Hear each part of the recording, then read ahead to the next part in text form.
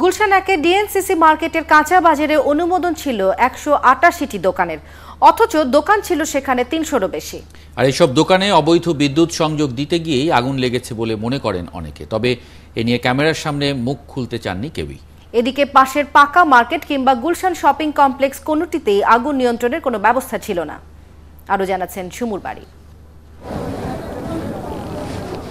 6তলা Gulshan shopping complex, যার 3 তলা পর্যন্ত রাজুকের অনুমোদন থাকলেও বাকি 3 তলা অবৈধ।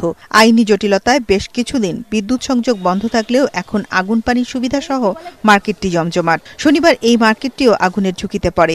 দোকান মালিকরাও স্বীকার করছেন আগুন নিয়ন্ত্রণে কোনো ব্যবস্থাই নেই সেখানে। এমনভাবে কোনো কিছু এখনো পর্যন্ত আমরা চোখে দেখি নাই। ওই রকম আগুন ধরলে ওটা নিবারণের জন্য যে প্রোটেকশন দরকার ওটা নেই। না, আগুন ব্যবস্থার জন্য ফায়ার সার্ভিসে যাই করছে, খুব কাজ ভালো করছে।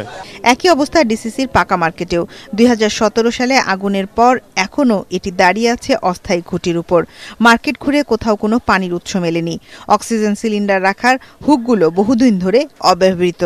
এগুলো আছে অফিস রুমে, গ্যাস সিলিন্ডার, এই পানি জাতীয় গ্যাস, আবার একটা আছে পাউডার জাতীয় গ্যাস সিলিন্ডার।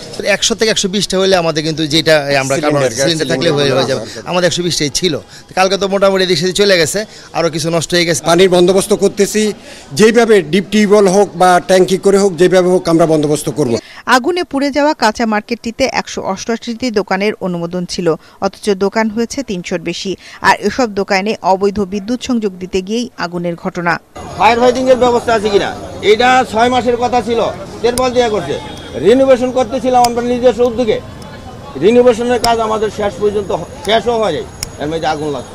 আমাদেরকে যত দ্রুত 10 থেকে 15 দিনের ভিত্তিতে আমাদের এখানে বসায় নিরীহ মানুষকে ব্যবসা করার সুযোগ করে দেখ। আমাদের মানুষ এখানে সামনে ঈদ আছে, না খেয়ে মরে যাবে। দোকান মালিকদের দাবি, শনিবারে আগুনের ক্ষতির পরিমাণ অন্তত 100 কোটি টাকা। অনুমতি পেলে আবারও এখানেই ব্যবসা শুরু করতে চান দোকান মালিকরা। ঝুমুর বাড়ি, 71, ঢাকা।